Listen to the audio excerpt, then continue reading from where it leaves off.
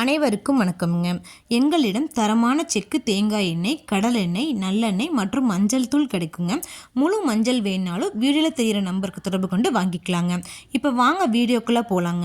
விழுப்புரம் மாவட்டத்தில் உள்ள திண்டிவனம் ஒழுங்குமுறை விற்பனை கூடத்தில் 23/3/2026 அன்னைக்கு நடந்த உளுந்து மறைமுக ஏலத்தில் மொத்த வரத்து 500 மூட்டை உளுந்துங்க.